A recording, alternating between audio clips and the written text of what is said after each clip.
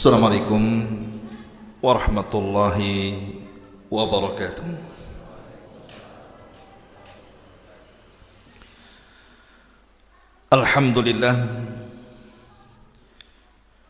Alhamdulillahilladzi hamdan katsiran tayyiban mubarakan fihi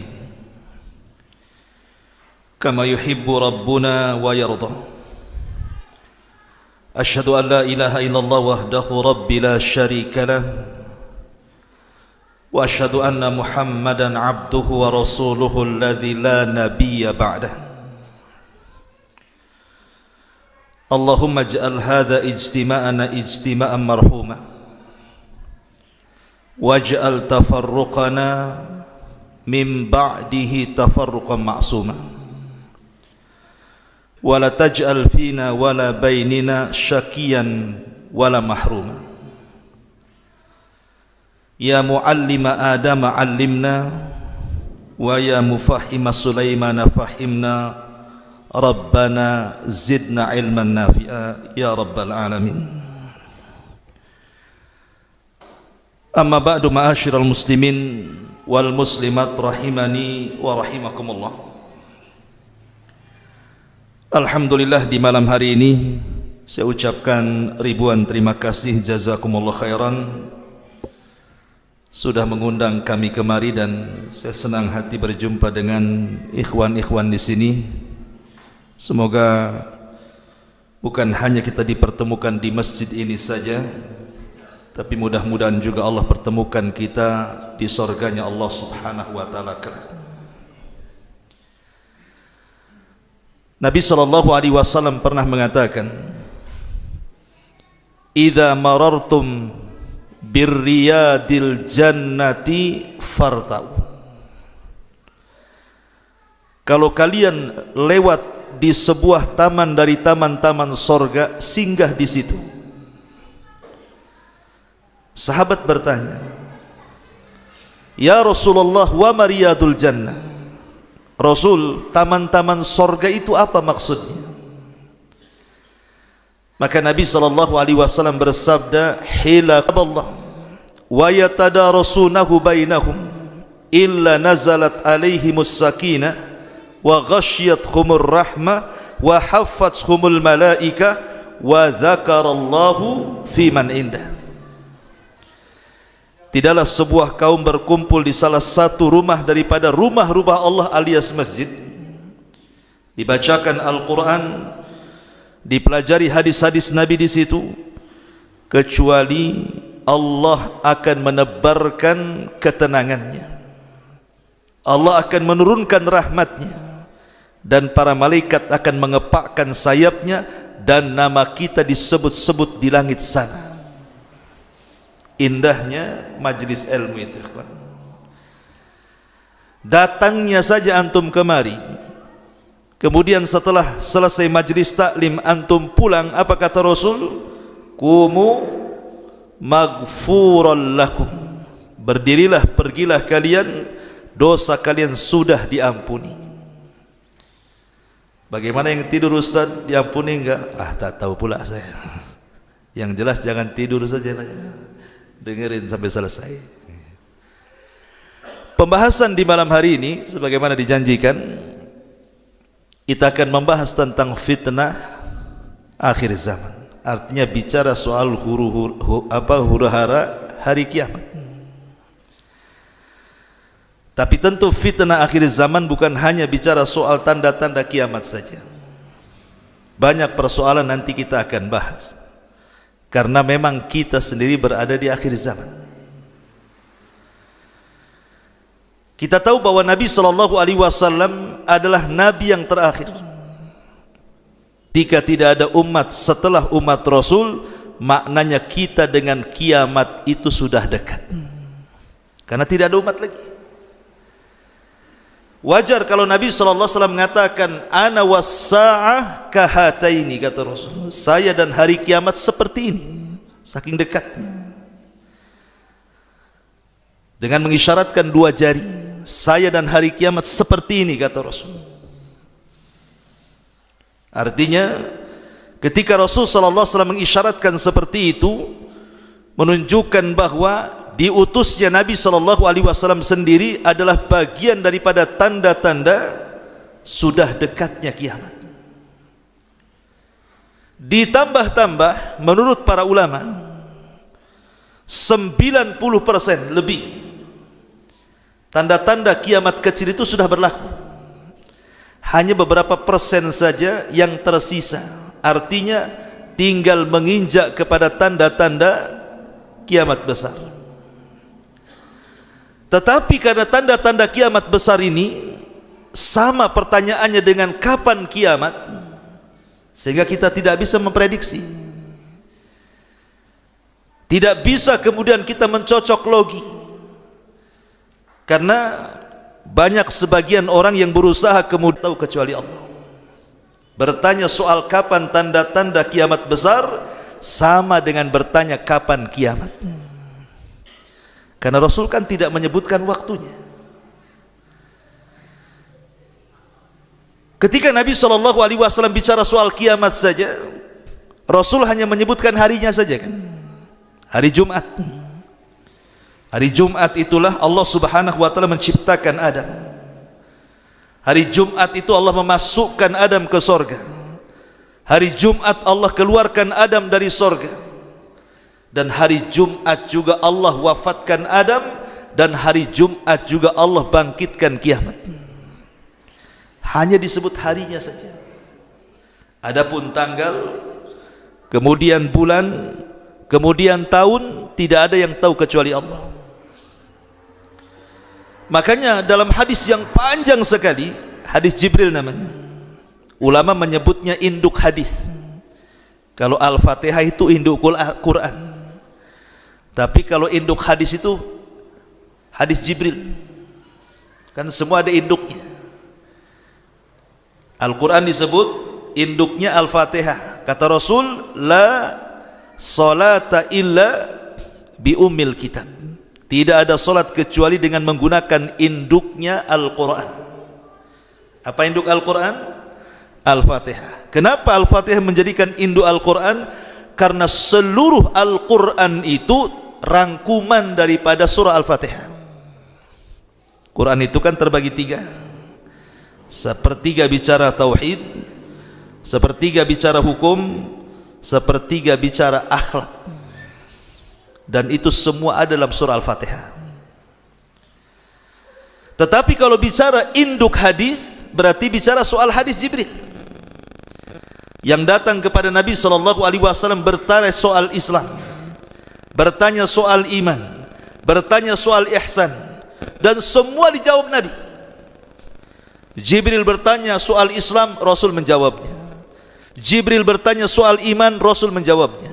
Jibril bertanya soal ihsan, Rasul menjawabnya. Tapi ketika Rasul ditanya soal kiamat, Rasul tidak jawab. Apa kata Rasul? Mal mas'ulu anha bi'a'lama minas sa'il. Orang yang ditanya tidak lebih paham dibandingkan orang yang bertanya. Maknanya aku dan engkau wahai Jibril sama-sama tidak tahu. Tidak tahu, saya dan engkau tidak tahu. Kalau Rasul tidak tahu kapan kiamat, Jibril tidak tahu kapan kiamat, muncul pula orang mengatakan tahu kiamat. Kemarin nih kan 2022 ya, akan terjadi dukhon, asap tebal di langit. Rupanya tak terjadi. Alhamdulillah tak jadi kiamat. Berarti meleset lah kan. Karena tidak bisa diprediksi kiamat itu. Memang persoalan pertanyaan kapan kiamat itu semua para nabi disibukkan dengan pertanyaan itu. Kaumnya Nuh datang kepada Nuh dan mengatakan, ya Nuh, kapan kiamat? Kaumnya Ibrahim datang kepada Ibrahim dan mengatakan, ya Ibrahim, kapan kiamat? Kaumnya Nabi Saleh, Nabi Syuaib, seluruh para nabi disibukkan dengan pertanyaan kapan kiamat. Termasuk Nabi kita Muhammad SAW.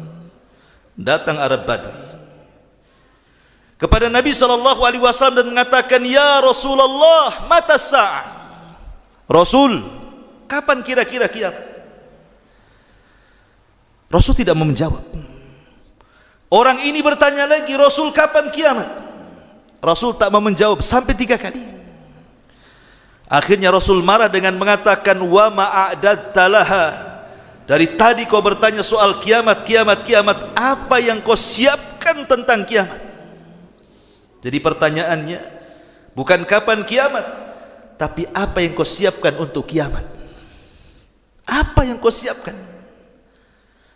Karena pertanyaan kapan kiamat itu apa maksudnya? Apakah ingin melihat bagaimana kemudian gunung dihancurkan, langit digulung, bintang dijatuh-jatuhkan, air lautan diluapkan, bumi digempakan? Untuk itukah kita bertanya kapan kiamat? Kadang aneh, ada sebagian orang ketika terjadi perang Palestina dengan Israel hari ini, mereka meminta seolah-olah kalau bisa Imam Mahdi sudah muncul, kalau bisa Dajjal di situ, perang aja sekalian. Apa Anda sudah siap mengalami kiamat itu? Sehingga minta disegerakan, hebat sekali. Padahal Nabi SAW mengatakan apa? Kata Nabi SAW, badiru bil a'mal fitanan kakita'il lailil mudlim, yusbihur rajul mu'minan wa yumsi kafira, au yumsi mu'minan wa yusbihu kafira, yabi'u dinahu bi aradin minat dunya. Kata Rasul, bersegeralah kalian melakukan amal saleh sebelum datang fitnah musibah seperti potongan malam yang sangat gelap, yaitu seseorang pada waktu pagi dia beriman, sore sudah kafir, sore beriman, pagi pula kafir. Mereka menjual agama mereka dengan harga yang sangat murah. Kewajiban kita hari ini bukan terus memperhatikan kapan kiamat, Dajjal sudah ada enggak, Imam Mahdi sudah ada enggak. Bahkan yang lebih celaka, dulu ada seorang ustaz dapat SMS bahwa Imam Mahdi sudah ada di Arab Saudi, katanya, tapi tak ada juga. Rupanya ada orang Medan ngaku Imam Mahdi. Coba bayangkan, Imam Mahdi dibaiat di Rukun, muncul pula di Medan. Ada juga di Jawa Barat, namanya Cecep Soleha, ngaku Imam Mahdi juga. Di Jawa Timur ada juga, di Batam tidak ada, alhamdulillah. Tapi sekarang coba bayangkan, perkara-perkara gaib berusaha untuk disingkap, di gimana caranya? Enggak bisa. Perkara gaib itu cukup diimani.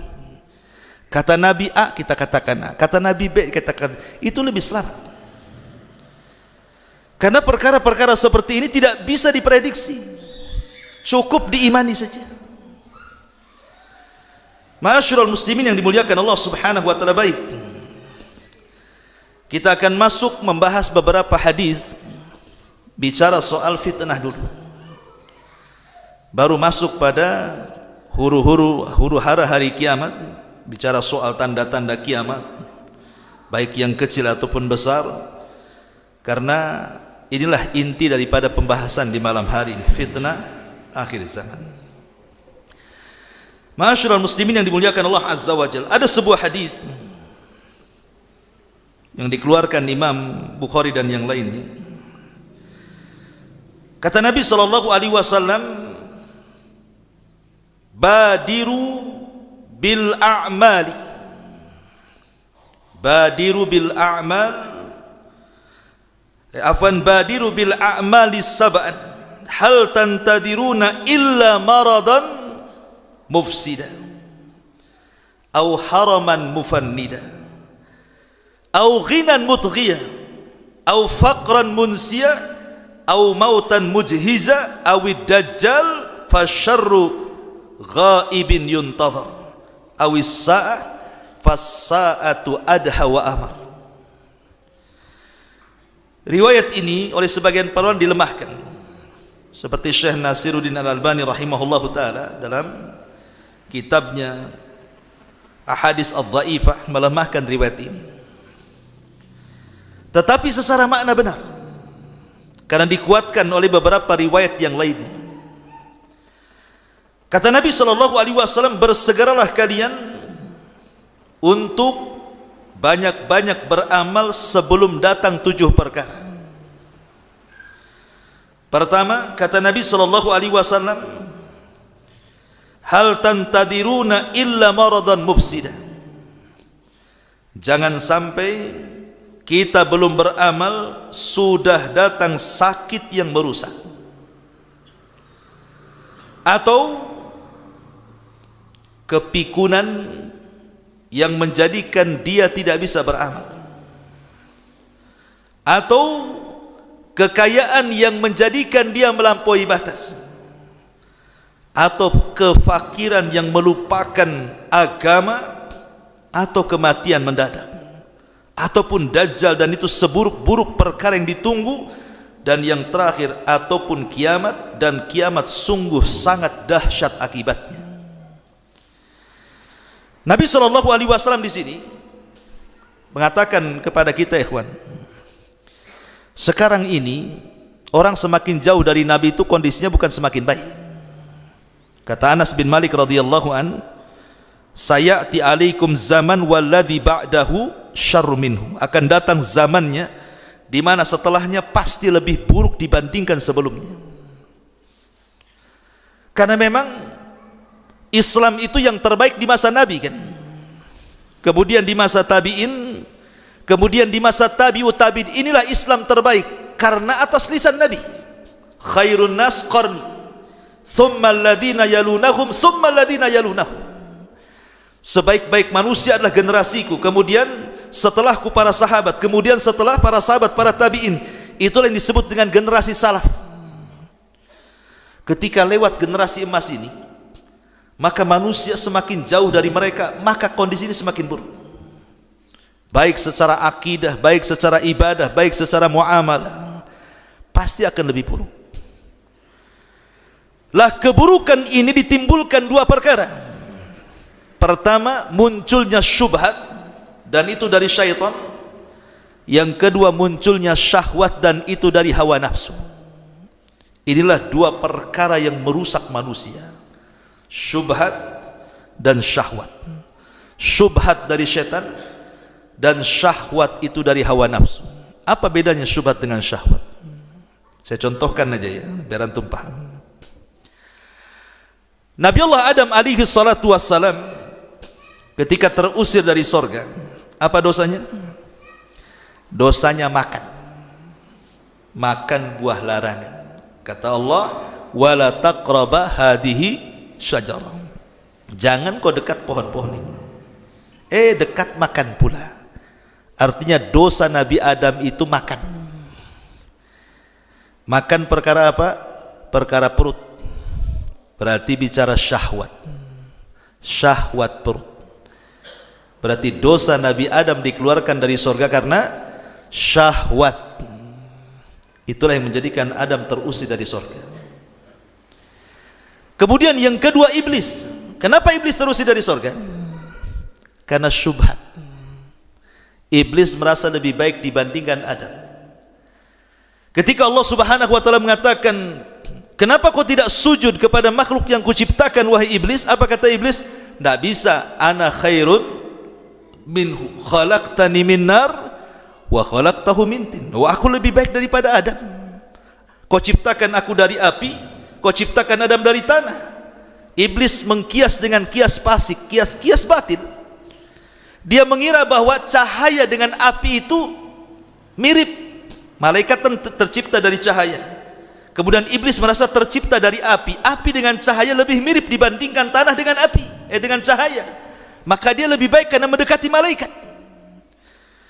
Itu prasangkanya siapa? Iblis kan? Mengatakan seperti itu. Karena ada syubhat di kepalanya. Dia merasa lebih baik, sombong, takabur, akhirnya terusir dari surga. Berarti terusirnya Adam dari surga karena syahwat, terusirnya iblis dari surga karena syubhat. Inilah penyakit bahaya, ini penyakit akhir zaman.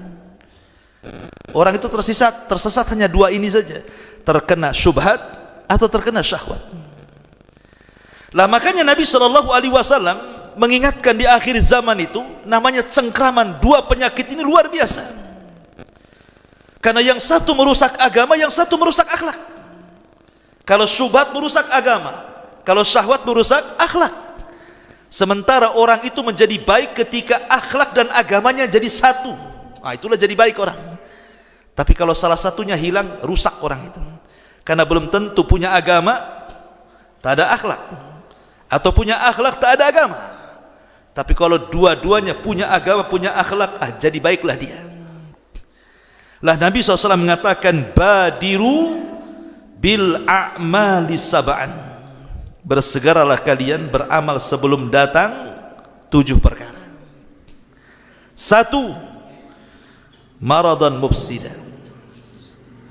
Jangan sampai kemudian datang kepada kita sakit yang merusak. Coba lihat orang sakit itu, ikhwan. Apalagi orang-orang yang terkena stroke, yang terbaring, yang ada di kursi roda, yang ada di kasur, makan disuapi, minum diminumi, mau bergerak saja harus dipangku dan dipapa. Bisa apa coba? Hanya bisa melamun saja. Enak ya orang itu ke masjid, saya tak bisa ke masjid. Enak orang itu kok kesana kemari silaturahim, saya tak bisa. Apalagi cerita jihad, enak ya orang itu bisa jihad, saya tak bisa. Lah mumpung kita belum sakit dan sehat, gunakan kesehatan ini sebagai amal soleh kita. Kata Rasul, ni'matani maghbunun fihima katsiru minan nas, as-sihhatu wal faragh. 2 nikmat yang selalu dilupakan manusia. Pertama kesehatan, dan yang kedua waktu luang. Maka alhamdulillah antum sehat, bisa hadir di majelis taklim. Jangan sampai nunggu sakit baru kepikir mau ngaji. Waktu sehat ya ngajilah. Oke, Anda selamat daripada sakit yang merusak. Sekarang apa selamat ke yang kedua? Haraman mufannida. Kepikunan yang merusak. Coba ikhwan, orang pikun itu kan sama dengan anak-anak gak berakal kan. Kadang-kadang kita ini anak merawat orang tua yang pikun masih mending merawat anak kecil yang tidak berakal. Sama-sama tidak berakal itu sebenarnya itu. Orang pikun kan tidak berakal karena sedikit gila kan begitu ya, karena gak ada akalnya. Anak kecil juga sama gak berakal, tapi kita suka merawat anak kecil dibandingkan orang tua. Kenapa? Kalau merawat anak-anak ada lucu-lucunya. Antum merawat orang tua ada lucu-lucunya? Yang ada dongkol lah, apalagi orang tuanya cerewet. Yang ada doainnya enggak kan. Kapan lah bapak mati ini katanya. Jadi orang pikun ini susah. Dan orang oke lah dia selamat dari pikun. Apa dia selamat dari yang ketiga? Au ghinan mutghiyah. Kekayaan yang melampaui batas. Terkadang orang itu ketika miskin, ikhwan, dia ingin kaya. Karena dia sudah ngaji, kononnya sudah hijrah, dia sudah berpikir itu, saya kalau kaya, saya akan kuasai harta. Saya akan buat masjid, saya buat pesantren, saya buat ini, buat itu, macam-macam di kepala dia. Itu masih miskin. Ketika Allah Subhanahu wa taala takdirkan jadi kaya, mungkinkah dia menguasai harta? Tidak, harta yang menguasai dia. Itulah yang disebut oleh para ulama bahwa kekayaan itu sirru tughyan, rahasia bejatnya orang. Makanya Allah mengatakan, kalla innal insana la yatgha an ra'ahus taghna. Terkadang manusia itu bisa rusak gara-gara dibentangkan harta. Qarun ini waktu miskin orang soleh, orang dekatnya Nabi Musa. Qarun itu bahkan disebut munawwir. Dalam kisah Israiliyat itu disebut munawwir. Munawwir itu artinya bercahaya mukanya, sebab kalau dia membaca Taurat itu lantunannya sangat indah sekali. Diundang kemana-mana Qarun hanya untuk membacakan Taurat. Itu waktu miskin tuh. Datang kepada Nabi Musa alaihi salatu wassalam meminta doa agar diberikan kekayaan oleh Allah supaya dia dengan kekayaannya bisa membantu dakwah Nabi Musa. Nabi Musa diajarkan Ismul A'zam, nama Allah yang agung, yang kalau berdoa mustajab doanya. Akhirnya Qarun pun mengamalkan amalan yang diberikan Nabi Musa. Dengan waktu yang cukup panjang, akhirnya Allah bentangkan kekayaan kepada Qarun. Jadilah orang paling kaya di tengah-tengah Bani Israel. Semua usahanya lancar, tidak ada yang dihalang-halangi Allah, bahkan menjadi orang yang paling kaya dari seluruh kekayaan Bani Israel.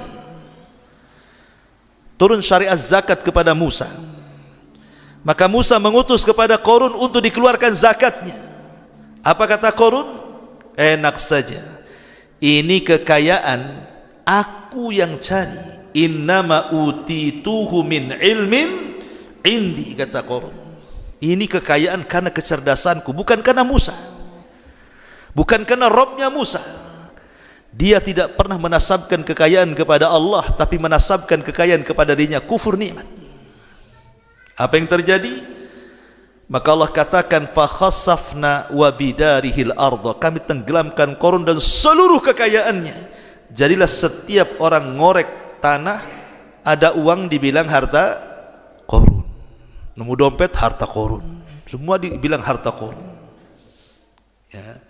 Kenapa demikian? Karena memang tidak ada manusia paling kaya kecuali Qarun kan. Qarun ini awalnya orang baik, orang soleh, menjadi jahat karena kekayaan kan. Makanya sebelum jadi kaya yang merusak itu, beramal soleh. Jangan nunggu kaya baru beramal soleh, karena belum tentu ketika kaya dia beramal soleh tuh. Oke lah Ustaz, saya sudah kaya, enggak, saya enggak pelit kok. Saya juga beramal, saya juga infakkan harta saya. Oke, Anda selamat dari kekayaan yang melampaui batas. Apakah selamat dari yang seterusnya? Au faqran munsiya. Setelah Anda kaya, Allah buat Anda miskin. Yang miskinnya ini melupakan, tidak bisa ibadah. Kemana saja kau tak ngaji, aduh susah, makan aja susah. Tidak mungkin saya makan hadis sama ayat, saya harus kerja. Nggak hadir dia di pengajian. Alasannya apa? Cari kerja. Itu namanya kemiskinan yang melupakan. Ya. Kan bahaya nih. Kemudian oke lah Anda selamat, kemiskinan yang tidak melupakan. Saya masih ngaji walaupun miskin. Apakah selamat dari yang seterusnya? Au mautan mujhiza, kematian mendadak. Sekarang tingkat kematian ikhwatu fiddin, kalau dulu ya biasanya yang banyak mati itu usia yang sudah tua, biasanya usia-usia di atas 60, 70, itu udah bau tanah biasa, dekat-dekat. Tapi survei membuktikan hari ini yang banyak meninggal bukan orang tua, tapi anak-anak remaja. Kenapa? Karena yang trek-trekan di jalan itu nggak ada yang usia 70, rata-rata anak SMP, SMA kan gitu ya. Itu yang paling banyak mati itu. Jadi kakeknya belum mati, cucunya udah mati. Itu survei seperti itu kan gitu. Jadi kematian itu tidak ada tanda-tandanya. Oh ada Ustaz, tandanya sudah tua, sudah keriput, usianya sudah 8 tahun, 80 tahun. Kata siapa yang 20 tahun mati kemarin? Ya kan? Lah, kematian mendadak ini bahaya. Karena yang namanya tobat itu tidak bisa kemudian menunggu kematian kan. Harus tobat sebelum kematian. Kalau Anda ini selamat semuanya, tidak sakit yang merusak, tidak pikun yang melupakan, tidak kaya yang menjadikan orang itu melampaui batas, atau tidak miskin yang melupakan, tapi apakah Anda selamat dari kematian mendadak? Karena kita tidak mungkin selamat dari kematian mendadak, segeralah beramal kata Nabi. Oke, Anda selamat dari kematian mendadak, apakah selamat dari yang selanjutnya? Awid dajjal fasyarru ghaibun yuntadhar, atau berhadapan dengan dajjal. Sakitmu sebelum sakitmu, waktu kayamu sebelum fakirmu, waktu lapangmu sebelum sibukmu, dan waktu hidupmu sebelum matimu, kata Rasul. Kalau memang ada 5 perkara ini, jaga sebelum datang perkara-perkara fitnah yang datang bergelombang-gelombang menghantam kita. Taib ma'asyiral muslimin yang dimuliakan Allah Subhanahu wa taala, kita masuk pada prediksi-prediksi Nabi tentang akhir zaman. Dan ini harus kita yakini karena Nabi SAW yang bersabda. Kata Nabi SAW dalam riwayat Abdullah bin Mas'ud radhiyallahu anhu, sayakunu fi akhir zaman kaumun yajlisuna fil masajid hilaqan hilaqan imamuhumud dunya. Hadis ini disahihkan oleh Syekh Nasiruddin Albani rahimahullah taala. Kata Nabi sallallahu alaihi wasallam, sayakunu fi akhir zaman, akan datang zamannya di akhir-akhir, ya kita ini akhir zaman, sebuah kaum mereka duduk-duduk di masjid berhalaqah-halaqah, tetapi yang dibicarakan urusan dunia. Kalau dulu di zaman Rasul itu masjid digunakan untuk berbicara urusan akhirat kan, sekarang enggak. Ketemu di masjid itu cerita bisnis, cerita dagang, cerita niaga, cerita hasil, cerita kebun, semua diceritakan. Kalau dulu masjid itu betul-betul bicara soal akhirat, masuk masjid saja sudah kebayang neraka, kebayang surga kalau dulu. Sekarang masuk masjid kebayang duit, rupiah, dolar, ringgit, semua ada. Nah, ini kan sudah akhir zaman. Orang di masjid halaqah tahfidz harusnya, ini halaqah dunia. Sini. Ada modal enggak katanya? Di masjid ngomong begitu.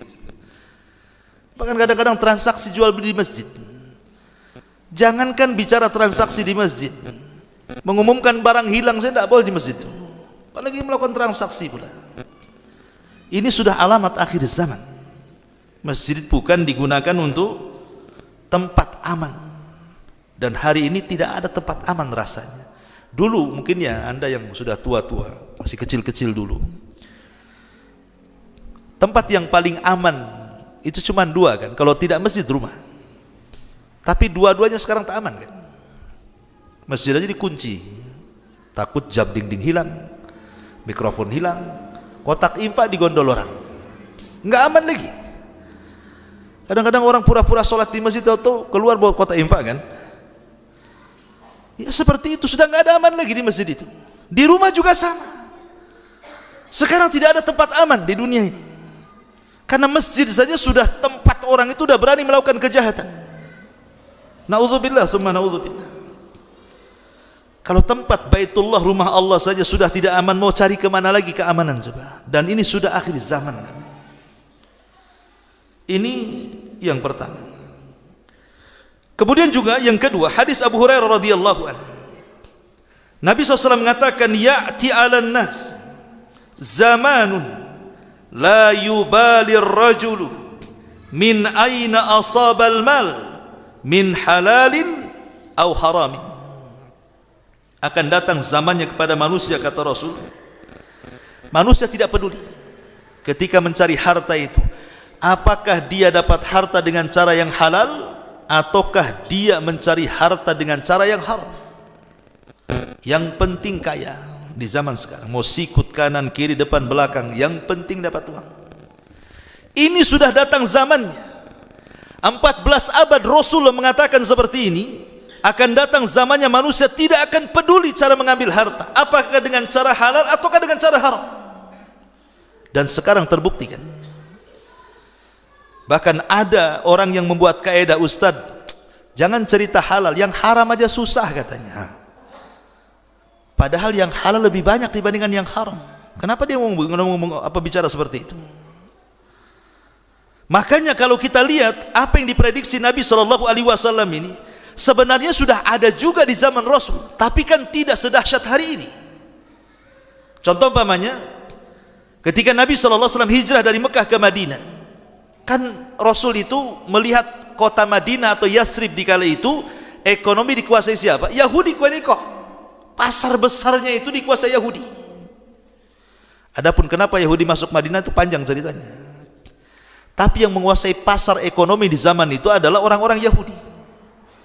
Lah Nabi SAW melihat berbagai macam kecurangan yang dilakukan orang-orang Yahudi itu, sampai turun surah Al-Mutaffifin. Wailul lil mutaffifin alladzina idza qtalu 'alan nasi yastawfun wa idza kaluhum aw wazanuhum yukhsirun ila akhir ayat. Rasul mulai mengingkari kecurangan-kecurangan itu. Sehingga Rasul mengatakan ketika melihat kecurangan-kecurangan dagangnya orang-orang Yahudi, mengatakan nanti akan datang zamannya manusia akan kembali seperti itu, tidak peduli dengan halal dan haram coba.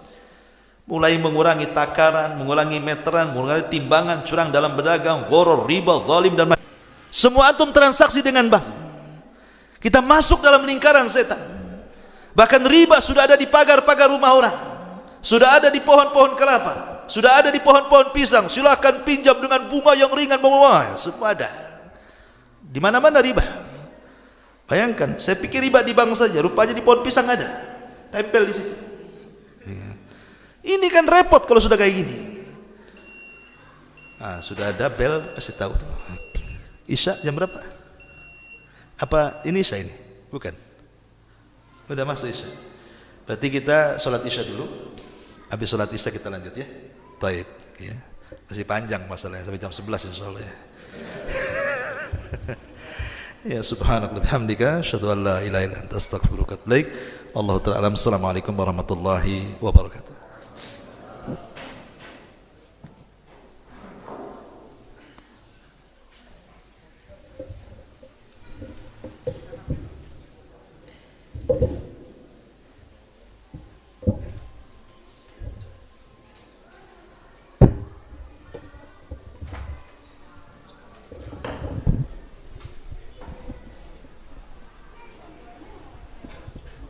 Allahu Akbar, Allah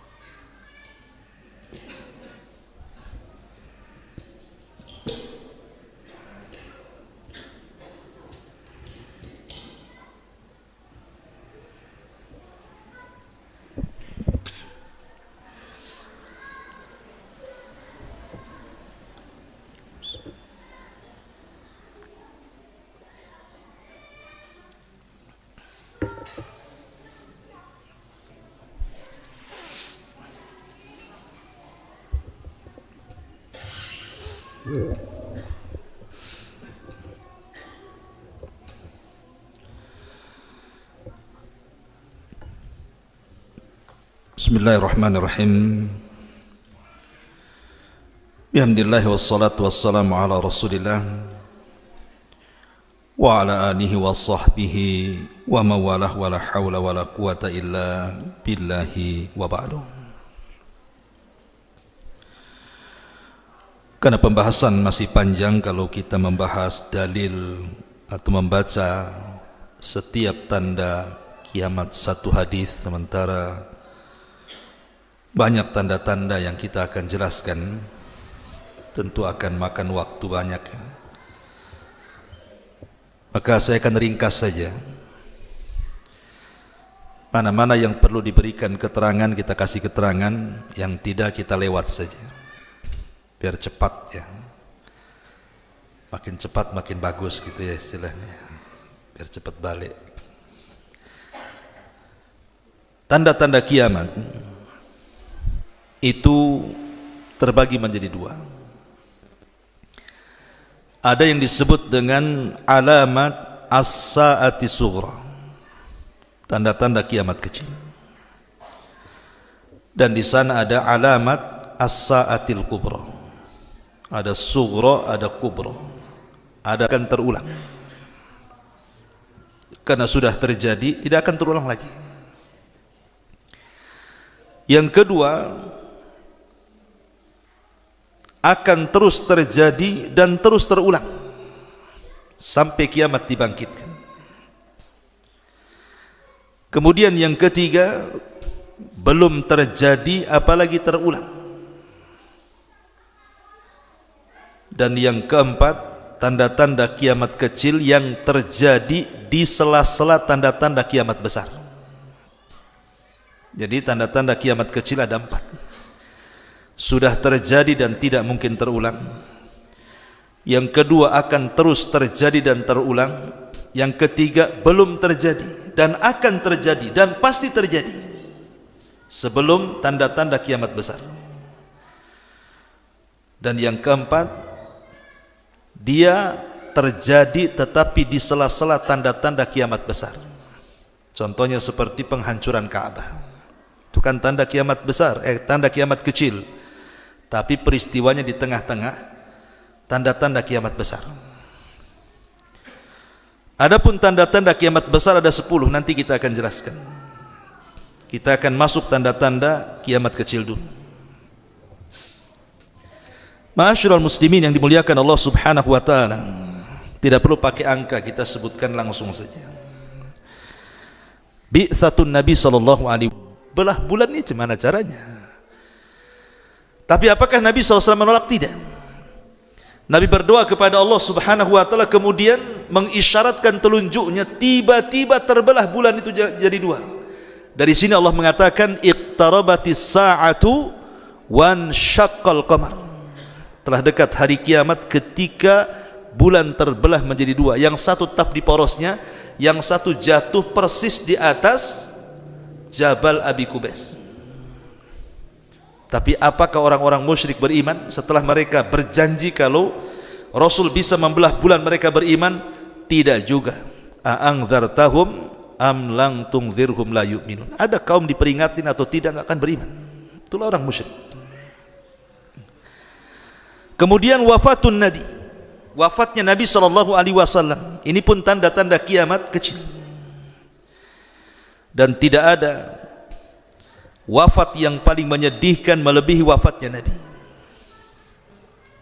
Tepat pada hari Senin tanggal 12 bulan Rabiul Awal tahun 11 Hijriah di kota Madinah, Nabi sallallahu alaihi wasallam meninggal dunia, dan itu tanda-tanda kiamat.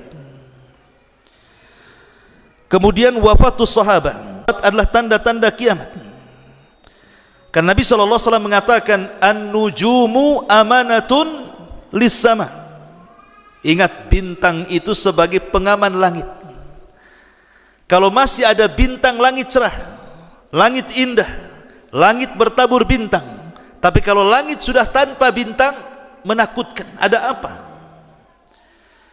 Terus Rasul mengatakan, wa ana amanatun li ashabi, saya pengaman sahabatku.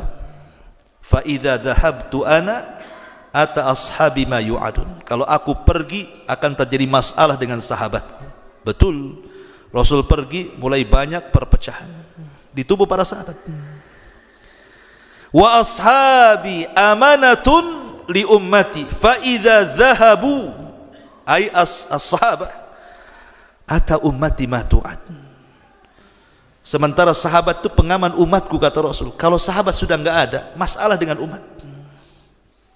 Dan betul, ketika tidak ada satupun sahabat yang hidup, muncul berbagai macam gerakan-gerakan sesat dalam Islam. Khawarijnya muncul, Mu'tazilahnya muncul, Qadariyahnya muncul, macam-macam. Karena sahabat itu pengaman. Ketika sahabat meninggal dunia, ini tanda-tanda kiamat. Ya. Kemudian Fathu Baitul Maqdis, dibebaskannya Baitul Maqdis, Palestina khususnya. Nabi SAW 1 tahun sebelum hijrah terjadi peristiwa Rajab, walaupun menjadi khilaf ulama karena susah memastikan bulan. Cuman kita mengambil jumhur ahli sejarah bahwa Isra Mi'raj itu terjadi di bulan Rajab. Lah dalam peristiwa Isra itu Nabi SAW dari mana? Dari Masjidil Haram ke Masjidil Aqsa. Di situ sholat bersama para nabi. Artinya Rasul pernah menginjak kakinya di Baitul Maqdis. Lah ketika di zaman Rasul Baitul Maqdis dikuasai siapa? Zionis Yahudi? Belum ada orang Yahudi. Di zaman Rasul Baitul Maqdis itu dikuasai oleh Zionis Nasrani Romawi. Yang menguasai itu orang Romawi. Jadi Nabi ingin mengambil alih Baitul Maqdis. Dimukodimahi dengan perang Mu'tah, kemudian berakhir di perang Tabuk. Langsung dipimpin Nabi. 3 bulan perjalanan dari Madinah ke Tabuk, dan 3 bulan berperang habis-habisan di Tabuk, kemudian pulang. Tapi tidak berhasil sampai ke Palestina, baru di perbatasan Urdun. Tapi sudah dekat. Tabuk kan sudah masuk perbatasan Yordania. Akhirnya Nabi SAW sebelum wafat tetap ingin menguasai Palestina dengan cara apa? Dibentuknya satu pasukan dipimpin Usamah ibn Zaid. Belum lagi diberangkatkan, Nabi meninggal. Tapi Abu Bakar memberangkatkan. Padahal Abu Bakar terfitnah dengan banyak orang murtad, semua kabilah murtad kecuali Hijaz, Mekah dan Madinah. Tetapi Abu Bakar tidak mau memakai tentara Nabi yang disiapkan untuk membebaskan Palestina. Tetap kata Abu Bakar, ngomong sama Umar, saya tidak akan pakai tentara itu, karena tentara itu sudah disiapkan Nabi untuk melawan orang-orang Zionis Nasrani. Diberangkatkan sama Abu Bakar. Kemudian memerintahkan Khalid yang ketika itu hendak menyerbu Irak supaya gabung ke Palestina. Dan sudah berhasil dikuasai. Tapi sayang Abu Bakar tidak pernah melihat kekuasaan Baitul Maqdis jatuh ke tangan kaum muslimin, karena keburu mati 2 tahun aja dia berkuasa. Di zaman Umar lah menyaksikan bagaimana Baitul Maqdis runtuh ke tangan kaum muslimin. Berangkatlah Umar mengambil kunci Baitul Maqdis. Ketika Umar sampai di sana, di Palestina, kata Abu Ubaidah, Umar ini kan pakai pakaian asal-asalan. Itu yang dipakai dari Madinah, itu pula akan berhadapan dengan uskup yang ada di Baitul Maqdis. Kata Ubaidah, ya Umar, pakailah pakaian layaknya seorang raja. Apa pakaian compang-camping pula kau pakai? Tapi Umar mengatakan, ya Aba Ubaidah, innallaha a'azzana bil Islam, wa man yabtaghil izzata bighairi ma a'azzana Allah adzallana Allah. Umar, Abu Ubaidah, kata Umar, Allah memuliakan kita dengan Islam, bukan dengan pakaian. Allah itu memuliakan kita dengan Islam, bukan dengan pakaian. Siapa yang mencari kemuliaan yang bukan Allah muliakan, pasti Allah hinakan dia. Jadi Hijrah itu bukan pakaian saja. Kadang-kadang banyak hijrah itu pakaiannya mantap, janggotnya mantap, cingkrangnya mantap, akhlaknya pula tak ada masalah. Ya. Islam itulah hijrah. Islam perbaiki, hati perbaiki. Intinya bahwa Baitul Maqdis di tangan kaum muslimin, dan itu dari generasi ke generasi sampai runtuh, kemudian kembali ke tangan orang-orang Nasrani, balik lagi dikuasai. Tapi di zaman Salahuddin Al-Ayyubi, Ma'ruf Salahuddin Al-Ayyubi, tentara dari Kurdi, Irak, tapi dia membebaskan Palestina kedua kalinya, terus sampai akhirnya dikuasai lagi orang-orang Yahudi hari ini. Jadi Palestina itu dari dulu gitu saja, dikuasai kaum muslimin, direbut lagi orang kafir, dikuasai kaum muslimin, direbut lagi orang kafir. Makanya kalau ada yang berpikir nih Palestina kalau merdeka kiamat, kata siapa? Dari dulu Palestina juga pernah di tangan kaum muslimin, tak kiamat-kiamat. Di zaman Umar Palestina merdeka di tangan kaum muslimin, tak ada kiamat. Di zaman Salahuddin juga Palestina di tangan kaum muslimin merdeka, tak juga kiamat. Sekarang pula ngomong kalau Palestina merdeka kiamat. Dari mana taunya? Memang Palestina itu biasa dipegang kaum muslimin, nanti direbut lagi orang kafir, dipegang. Ya seperti itu Palestina. Dan kelak terakhir yang akan menguasai Palestina adalah umat Islam di tangan Al-Mahdil Muntadhar. Berdasarkan sabda Nabi SAW, imaratul baitil maqdis kharabu Yathrib. Bahwa nanti Baitul Maqdis akan menjadi sumber kekuatan kaum muslimin di situ, dan robohnya kota Yathrib Madinah. Artinya kapan itu? Ya wallahu a'lam. Oh sudah ada tuh Imam Mahdinya, sudah pakai sorban, itu suka pidato. Itu Abu Ubaidah, bukan Imam Mahdi. Aneh-aneh pula kawannya. Ma'asyiral muslimin yang dimuliakan Allah Azza wa Jalla. Jadi ini diantaranya Fathu Baitul Maqdis. Kemudian mutan. Mutan itu kematian yang kolektif. Banyak kematian karena wabah. Sampai Rasul membahasakan ka qisasil ghanami, seperti penyakit kambing. Lihatlah kayak tahun berapa itu terjadi hama kambing, hama sapi, sehingga tidak kurban kan. Sekali mati kan banyak kambing itu di mana-mana terkena wabah. Lah, apabila itu sudah terkena manusia, yang kata Nabi SAW, mu'ad pada hari kiamat dilebihkan dari para ulama bi ratwatin aw ratwataini. Ratwah itu kalau kita lempar batu, sampai di mana itu disebut ratwah namanya. Seperti itulah mu'ad di antara para ulama, kedudukannya pada hari kiamat. Meninggal satu keluarga karena taun. Abu Ubaidah Ibnul Jarrah, yang kata Rasulullah SAW, setiap umat itu punya orang amanah, dan orang yang amanah dari umat Islam ini Abu Ubaidah Ibnul Jarrah. Kalau Abu Ubaidah tidak meninggal karena taun, tentu dia akan menjadi khalifah setelah Umar, karena Umar menginginkan dia.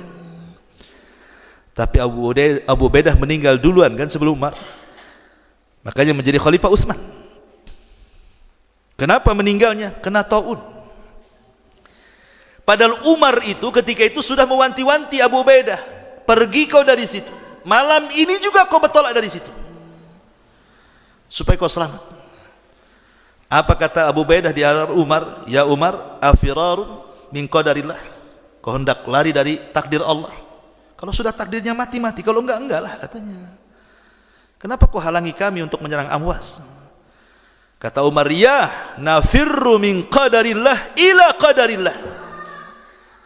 Kita lari dari takdir Allah ke takdir Allah yang lainnya. Daripada mati kaunya, larilah dari situ, kata Umar. Karena bagaimanapun perkataan Abu Ubaidah ya tidak salah. Al-hadaru minal qadar, al-hadaru minal maut la yamna'ul qadar. Orang menghindar dari kematian belum tentu dia terhindar dari kematian, bisa saja dengan kematian yang lain. Tidak terkena corona ya ketabrak mobil gitu maksudnya. Ya, karena namanya takdir kan tidak mesti harus kena tahun kan. Abu Ubaidah ngomong begitu, seolah ngomong begitu. Tapi Umar mengatakan tidak, kita kenapa aku suruh kau keluar bukan berarti menolak takdir, tidak. Ya, lari dari takdir tapi ke takdir yang lainnya katanya. Mencari sebab gitu maksudnya. Tapi Abu Ubaidah tetap kekeh sakit taun. Dan Rasul mengatakan taun bagi umat dulu adalah azab, tapi bagi umat Islam adalah rahmat. Maka siapapun yang meninggal karena taun dia mati syahid. Apakah orang kena corona mati syahid? Nah, ini jadi khilaf ulama kontemporer. Ada yang mengatakan ya, ada yang mengatakan tidak. Apakah taun itu sama dengan corona? Wallahu a'lam. Tapi antum kan sudah divaksin kan? Nah, udah ada coronanya berarti. Taib. Kemudian kasratu zuhuril fitan bi anwa'iha. Banyaknya fitnah dengan berbagai macam fitnah. Apa kata Rasul ketika bicara soal fitnah di sini? Kata Nabi SAW, tu'radul fitan 'alal qulubi kal hasiri 'udan 'udan fa ayyu qalbin ushribaha nukitat fihi nuqtatus sauda wa ayyu qalbin anqaraha nukitat fihi nuqtatu bayda hatta tasira ala qalbaini ala abyad mithla as-safa fala tadurruhu fitnatu ma damatis samawati wal ard wal akhar aswad murbadan kal quzi muzahhiya la ya'rifuna ma'rufan wa la yunkiru munkaran illa ma ushriba min hawah, kata Rasul. Akan diletakkan fitnah itu pada sisi hati atau dipaparkan pada hati-hati kalian seperti tikar yang dipintai sehelai demi sehelai, kata Rasul. Maka hati manapun bila telah tercampur atau masuknya fitnah tersebut, maka akan digoreskan padanya titik hitam. Dan hati mana saja yang mengingkarinya, maka digoreskan padanya titik putih. Sehingga hati manusia terbagi menjadi dua. Ada hati yang putih seperti batu marmer yang halus, ketika itu fitnah tidak akan membahayakan selama langit dan bumi tegak. Tapi ada hati yang hitam kelam seperti cangkir yang dibali, ketika itu dia tidak pernah mengenal mana yang ma'ruf dan mana yang mungkar. Contoh nih, anggap saja ini cangkir. Ini kalau dibuka nih tutupnya, otomatis ada lubangnya. Kita isi air, pasti air akan masuk ke dalam botol kan. Ini kalau hatinya masih bagus. Kalau hatinya bagus, botolnya masih tegaknya kayak gini nih, diisi air masuk. Tapi coba antum balik gini, diisi air dari sini, masuk nggak airnya? Itulah hati yang rusak, kata Rasul. Kal quzi muzahhiya, seperti gelas yang ditelungkupkan, nggak ada lubang pantatnya kan, mau diisi pun ya nggak akan masuk tuh. Itulah hati yang penuh dengan maksiat, dan itu fitnah. Di akhir zaman itu macam-macam maksiat ada, dari maksiat level rendah sampai maksiat level tinggi, semua ada. Dari dunia klinik sampai dunia perdukunan. Apalagi negeri kita kan paling subur tuh dunia perdukunan. Kalau dulu dunia perdukunan, karena dukun itu tidak ada yang benar. Apalagi dukun pakai pengacara lagi kan. Kenapa tidak pakai pengacara jin saja? Pakai pengacara manusia lagi juga. Intinya mereka pendusta, dan itu semua dosa-dosa luar biasa, kesyirikan terjadi. Belum lagi yang percaya kelenak-kelenik, tangkal sana tangkal sini, jimat sana jimat sini. Belum lagi tatoyurnya, belum orang yang bersumpah selain Allah, bernadar di kuburan, macam-macam. Sampai kepada masalah dosa-dosa muamalah, dosa-dosa ghibah dan begitu seterusnya. Dan ini bisa menghitamkan hati. Lah ketika terlampau banyak dosa, kita lihat hati manusia seperti gelas yang telungkup itu. Susah membedakan yang ma'ruf, susah membedakan yang mungkar. Akhirnya kemudian yang ma'ruf dianggap mungkar, yang mungkar pula dianggap ma'ruf. Itulah yang disebutkan oleh Nabi SAW, yusaddaqu fiha al-kadhib wa yukadzabu fiha as-sadiq. Yang jujur dikatakan dusta, yang dusta pula dikatakan jujur. Yang amanah dikatakan khianat, yang khianat pula dikatakan amanah. Pencitraan. Apalagi musim politik hari ini. Ma'asyiral muslimin yang dimuliakan Allah Azza wa Jalla, apalagi cerita kejujuran ini cerita yang luar biasa. Di zaman Umar saja, kejujuran itu menjadikan sebuah perkara yang menakjubkan. Coba bayangkan, satu hari Umar ini, bahasa saya belusukan ya, belusukan kalau kepala negara masuk-masuk ke got-got itu belusukan ya kan. Ya. Tapi Umar nggak bawa wartawan, ya. Jadi nggak tahu beritanya. Jadi Umar tuh belusukan malam-malam. Umar ini kan salah satu khalifah yang peduli dengan rakyatnya. Jadi dia padang pasir itu disulap menjadi tenda-tenda. Jadi siapapun orang-orang dari daerah yang ingin ngadu nasib ke kota, mungkin kalau sekarang ke Jakarta lah kan gitu, itu oleh Umar itu disediakan tenda-tenda, tinggal di situ. Ya, kalau sekarang apartemen lah, dulu tenda lah. Listriknya dipasok, makanan dipasok gitu ya. Itu di zaman Umar tuh. Rupanya listrik itu kan dijatah tuh, anggaplah jam 10 mati. Jangan dihidupkan karena itu listrik milik negara. Ketika Umar lewat di situ, ada satu tenda itu kok masih nyala lampunya. Harusnya jam 10 mati kok masih nyala. Heran Umar, kenapa tidak taat dengan peraturan? Didekatilah tenda itu. Rupanya dalam tenda itu ada percakapan seorang ibu dan anak putrinya. Umar dengar saja. Mereka berdua tak tahu ada Umar di balik tenda. Kata ibunya, nak, besok kita jual air susu, kita tambah dengan air mineral. Biar banyak untungnya. Kita tambah aja air putihnya dengan air susunya. Kata anak putrinya, jangan bu, Amirul Mukminin melarang tidak boleh curang dalam berdagang. Kata ibunya, kan Amirul Mukminin tidak tahu. Padahal ada di sampingnya tuh. Tidak tahu, dia tidak tahu kok katanya.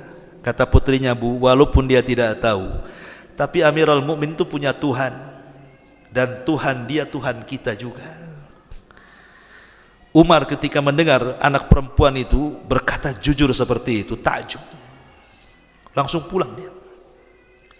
Dikumpulkan semua anak-anak putranya, Abdullah ibn Umar, Qasim ibn Umar, banyak anak putra Umar. Apa kata Umar? Siapa di antara kalian yang siap menikah? Tiba-tiba Qasim mengatakan, saya wahai abi.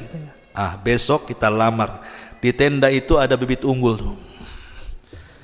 Bayangkan, di bawahnya besok Qasim bin Umar dilamarkan orang yang ada di tenda itu. Bayangkan apa ibu yang mau curang itu apa nggak gelagapan gitu. Datangi Umar disangka mau ditangkap karena curang. Umar mengatakan, nikahkan putrimu dengan putraku. Kagetlah. Akhirnya nikahlah Qasim bin Umar dengan anak putri wanita itu. Dari keduanya lahir seorang putri namanya Laila. Dari Laila ini lahir seorang Umar bin Abdul Aziz, Khalifah Islam, 2 tahun berkuasa, tidak ada orang miskin di zamannya.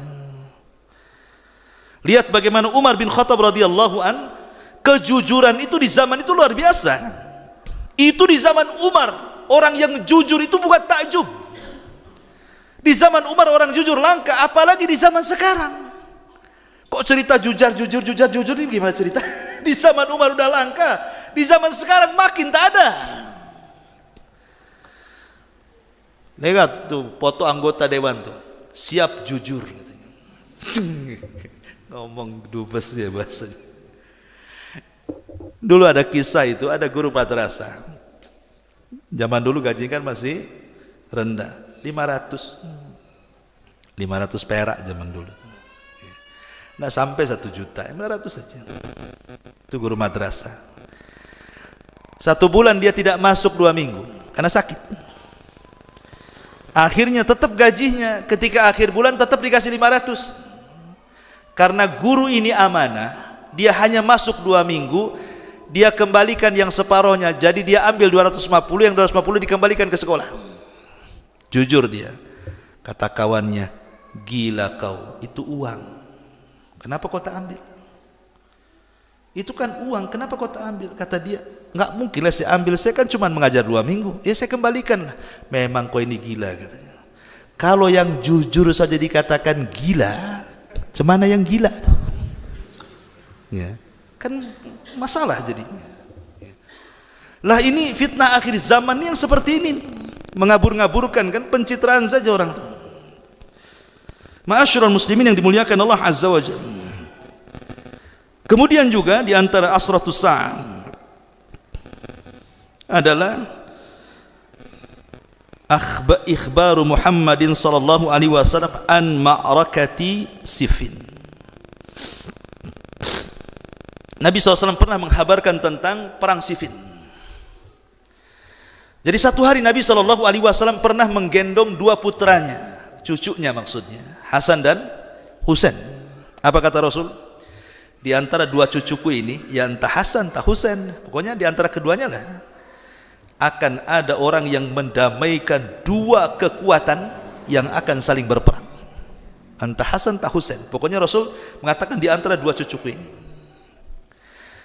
Setelah Nabi SAW meninggal dunia, kemudian Abu Bakar menjadi khalifah, Abu Bakar meninggal, Umar menjadi khalifah, Umar meninggal, Umar menjadi khalifah, Umar meninggal, Utsman menjadi khalifah, Utsman meninggal, Ali menjadi khalifah, Ali meninggal, Muawiyah menjadi khalifah, Muawiyah meninggal, Yazid menjadi khalifah, Yazid meninggal, Muawiyah bin Yazid menjadi khalifah, terus seperti itu. Tetapi perkaranya adalah ketika Utsman meninggal. Utsman meninggal ini kan tidak wajar, karena Utsman itu dibunuh secara sadis oleh kelompok Sabaiyah. Abdullah ibn Sabah seorang Yahudi membentuk poros permusuhan dari Basrah, Kufah, Mesir, Irak, kumpulkan anak muda di serbu Madinah, melakukan pemberontakan. Pemberontakan pertama dalam Islam. Kelompok Sabaiyah di musim haji ketika tentara tidak ada di Madinah, dikepung istana, berakhir dengan pembunuhan Utsman secara sadis. Lah, ketika itu kita tahu bahwa tentara semua terpusat di mana? Di Syam. Dan Syam dipimpin Muawiyah. Muawiyah dengan Utsman itu satu kabilah, Bani Umayyah. Tidak terima dengan kematian Utsman. Sementara tentara dikuasai dia di Syam itu. Dia minta kepada Ali untuk menangkap semua pembunuh Utsman, tapi Ali tak mau. Alasannya, di balik pembunuh Utsman ini kabilah-kabilah besar, bisa perang besar. Kata Ali, sebaiknya baiat aku wahai Muawiyah, kita tangkap tuh. Kata Muawiyah, oh tangkap dulu baru ku baiat. Kata Ali, baiat dulu kita tangkap. Kata Muawiyah, tangkap dulu baru ku baiat. Bingung dua orang ini. Akhirnya satu solat witir dihabiskan satu Al-Quran. Siapa yang bisa menghabiskan satu witir dengan Al-Quran? Kecuali Utsman. Dia baca dari Al-Fatihah sampai An-Nas, satu rakaat witir. Itulah Utsman. Sampai Utsman mengatakan, "Lau taharat qulubukum ma sabi'tu min kalami rabbikum." Kalau bersih hati kalian, tidak mungkin kalian kenyang untuk membaca Quran. Dituduh tidak mencintai Quran oleh Khawarij, dituduh kemudian dibunuh atas nama Quran. Nauzubillah. Ali juga sama, yang membunuh siapa? Abdurrahman bin Muljam, seorang Khawarij, atas nama Quran. Itulah Khawarij itu, hati-hati. Pemikiran-pemikiran Khawarij itu. Nanti karena Rasulullah SAW mengatakan nanti di akhir zaman ada anak-anak muda yang muda-muda, jahil-jahil, tapi sok-sokan agamanya, meremehkan solat kalian di antara solat mereka, puasa kalian dengan puasa mereka, baca Quran kalian dengan bacaan Quran mereka, tapi tidak sampai di tenggorokannya. Kalau engkau berjumpa dengan mereka, perangi mereka, karena dalam merangi mereka terdapat pahala. Khawarij, ya, rinciannya panjang lah kisah Khawarij itu. Harus ada pembahasan khusus karena sejarahnya panjang Khawarij. Ya. Intinya bahwa terjadinya perang Siffin ini sudah diwahyukan dan terjadi. Dan itu alamat kiamat. Ya. Kemudian juga khuruju ad'iyatin nubuwati wad dajjalina wal kadzabin. Munculnya nabi-nabi palsu. Munculnya nabi-nabi palsu itu di awal-awal dakwah Rasul tidak ada. Maksudnya periode Mekah itu tidak ada orang yang berani mengaku nabi palsu. Baru setelah akhir-akhir umur Nabi, ketika Rasul sudah hampir-hampir, nggak ada yang mau ngaku Nabi. Nabi asli aja dimusuhi. Baru setelah periode Madinah, Nabi menguasai Mekah, Nabi menguasai Madinah, ada kerajaannya, semua tunduk sama Nabi. Orang dari jauh, enak juga ya jadi Nabi, kata, dihormati orang. Dia nggak tahu prosesnya jadi Nabi. Jadi orang yang ngaku Nabi itu sudah akhir-akhir itu. Setelah Rasul mau meninggal, muncul Al-Aswad Al-Ansi dari Yaman. Muncul Muslim Al-Kadzab dari Yamamah. Muncul Tulaihah. Bahkan ada seorang wanita namanya Sajah bintul Haris, ngaku juga Nabi. Itu di zaman Nabi semua tuh. Tapi yang dua tobat dan baik Islamnya, Sajah dan Tulaihah. Tapi Al-Aswad Al-Ansi dan Musailamah Al-Kadzab dua-duanya diperangi kaum muslimin dan ditumpas di zaman Abu Bakar Siddiq radhiyallahu anhu. Bahkan Musailamah Al-Kadzab satu hari kedatangan Amr ibn As. Amr bin As ini belum masuk Islam karena telat masuk Islamnya. Setelah 20 tahun baru masuk Islam dia. Jadi Islam itu sudah 20 tahun lewat. Dia dan Khalid bin Walid baru masuk Islam. Masuk Islam di tahun ke-7 Hijriah. Bayangkan, periode Mekah enggak masuk Islam, Rasul hijrah enggak mau masuk Islam. Baru setelah Rasul 7 tahun, artinya kan sudah lewat 20 tahun tuh Khalid dan Amr bin As baru masuk Islam tuh. Dia namanya hidayah. Kadang hidayah cepat, kadang lambat. Jadi Amr bin As satu hari bertandang ke rumah Musailamah Al-Kadzab, si nabi palsu itu. Kata Musailamah, "Ya Amr, kau kan tetangganya si Muhammad.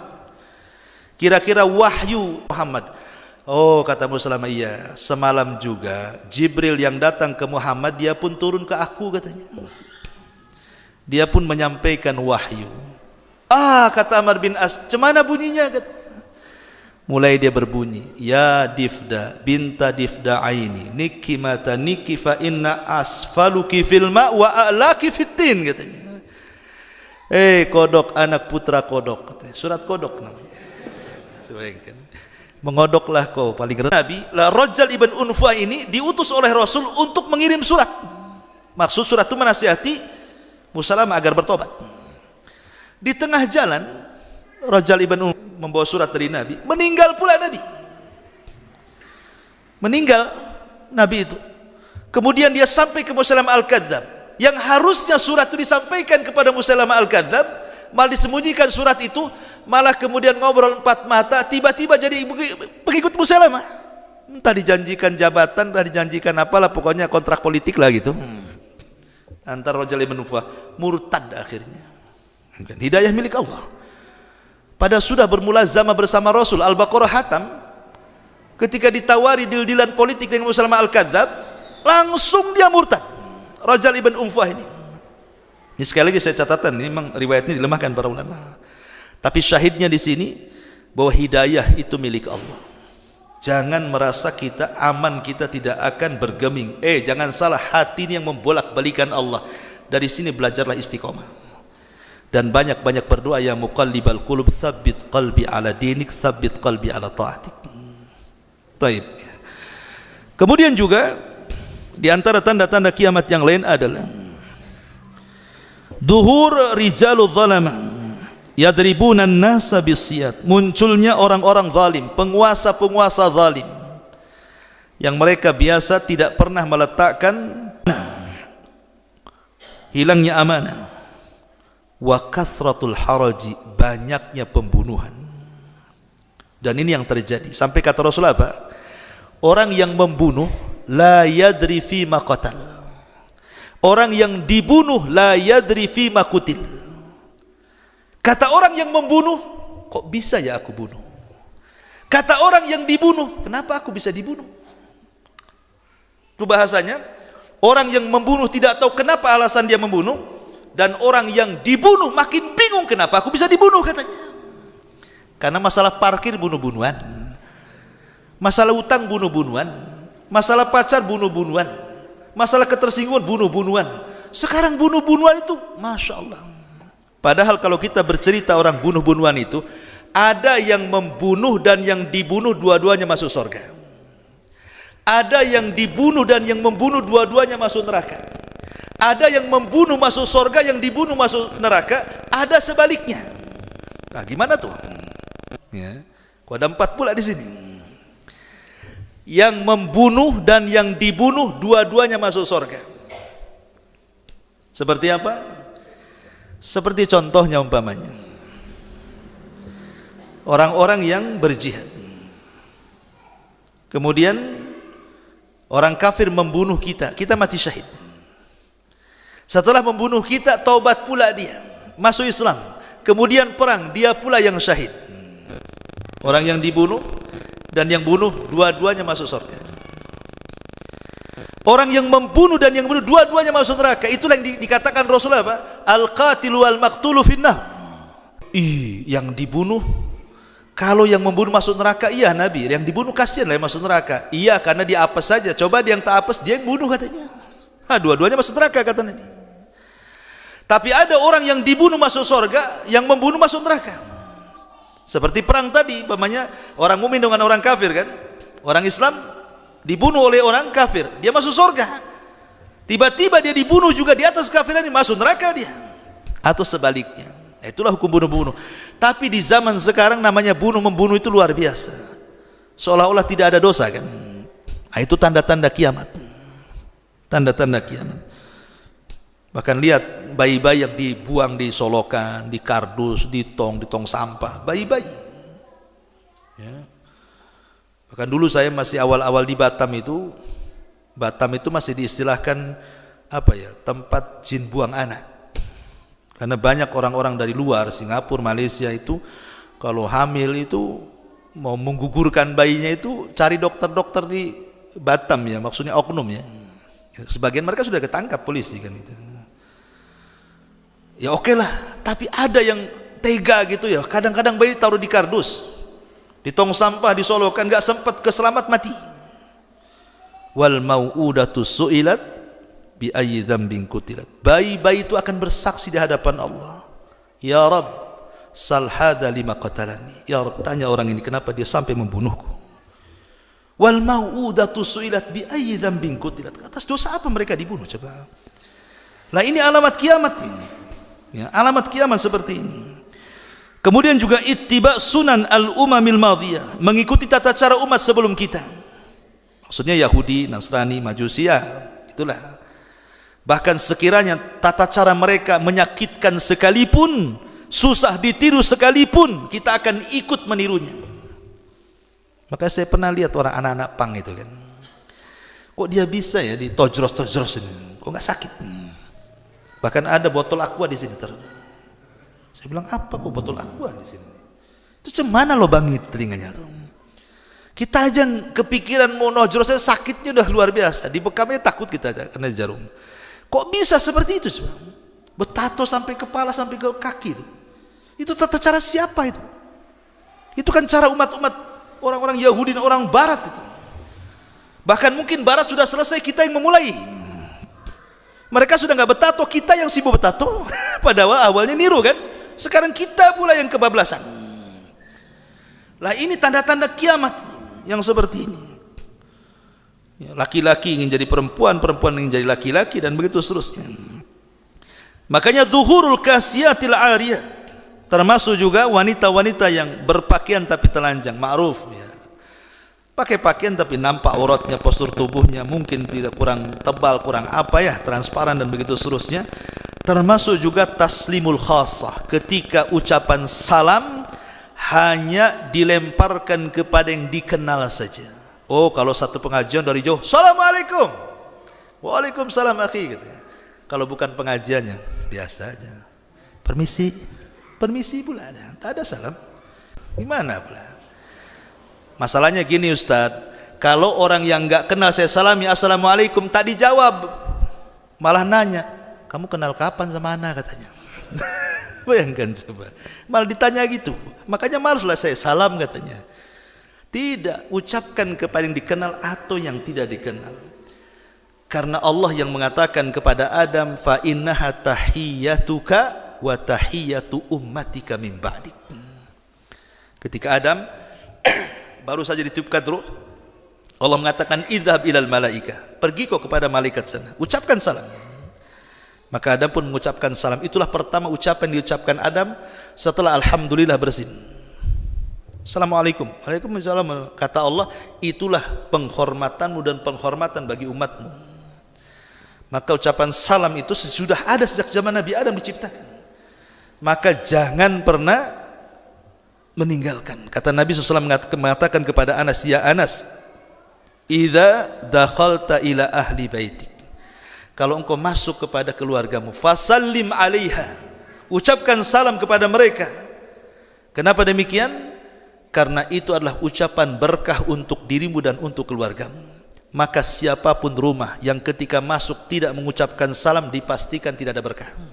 Itu atas ucapan Rasul kepada Anas. Supaya berkah rumah kita, ucapkan salam. Ustaz nggak ada orang di rumah, nanti saya ucapkan salam ada bunyi pula jawaban. Tenang, yang jawab malaikat. Tetap kita ucapkan salam. Nanti malaikat yang jawab. Sama ketika antum salam gini, sholat, assalamualaikum. Siapa yang jawab? Antum sholat sendiri di rumah, assalamualaikum. Sempat ada waalaikumsalam? Apa enggak? Keder antum kan itu. Kan masalah jadinya.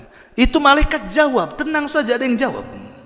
Tapi yang jelas buat tanda-tanda kiamat itu taslimul khasah. Ketika salam itu hanya diberikan kepada yang khusus saja.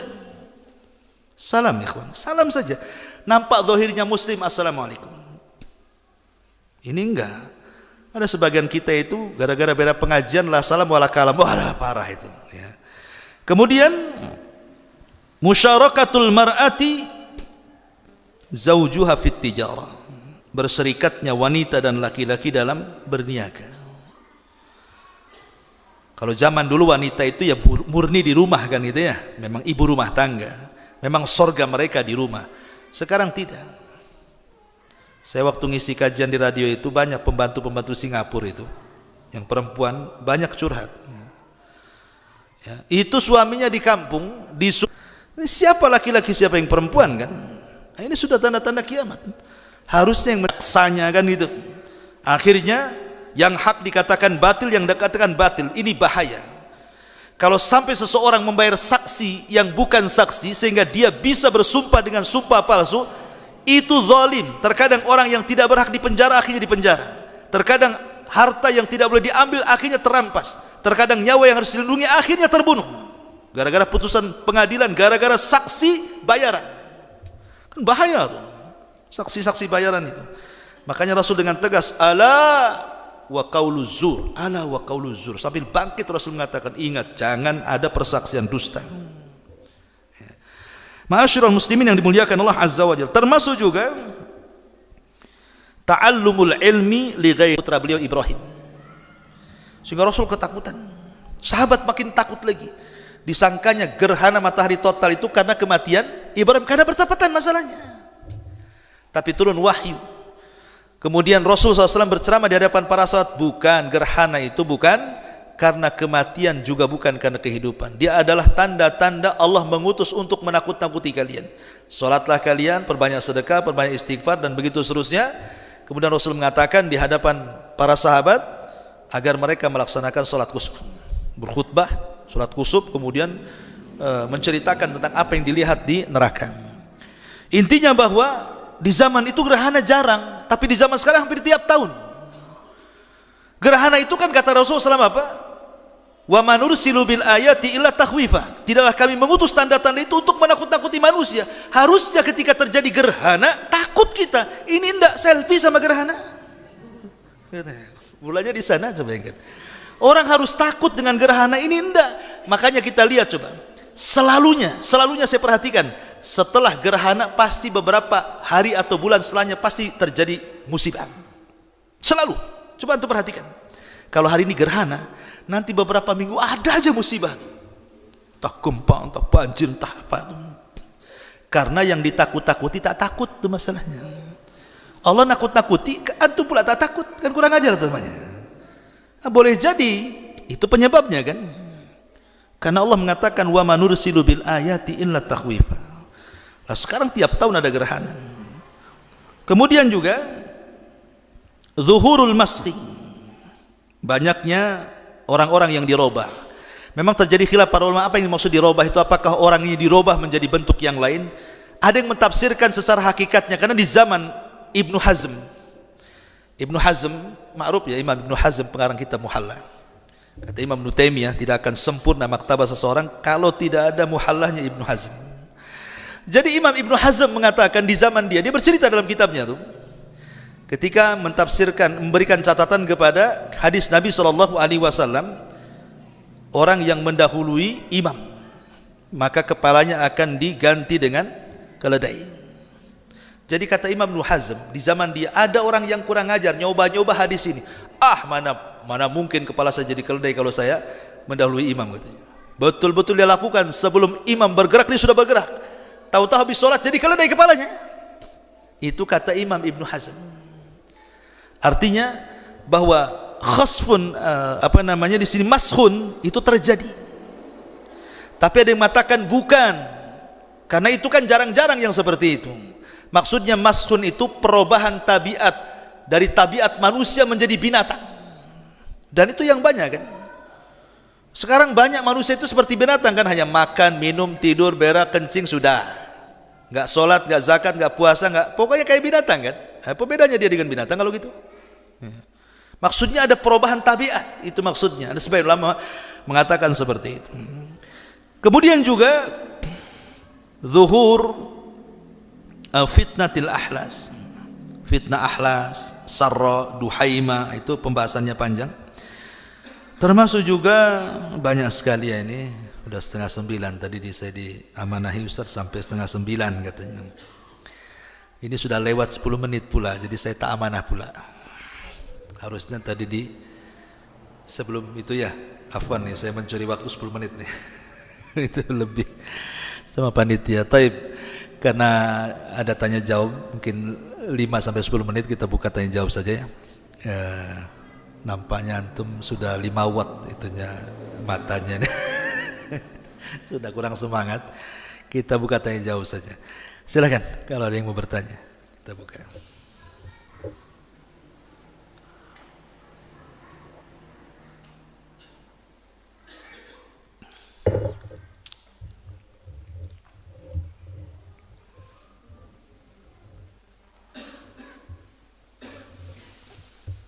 Gak ada? Alhamdulillah, Masya Allah. Udah paham semua, senang saya.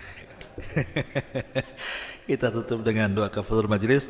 Subhanakallahumma bihamdika asyhadu an la ilaha illa anta astaghfiruka wa atubu ilaik.